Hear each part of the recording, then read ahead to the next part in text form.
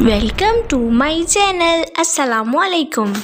हमारा आज का बेबीज गर्ल्स नेम है अरूब।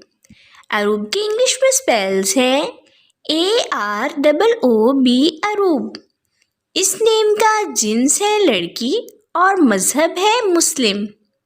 ये मुसलमान घरानों में लड़कियों का रखा जाता है नाम। ये एक इस्लामिक नेम है। अरूब इस नेम का मायने है शोहर से मोहब्बत करने वाली।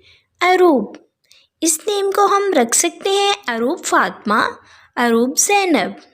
ओके डियर्स, मिलेंगे न्यू वीडियो के साथ। अल्लाह हाफिज़।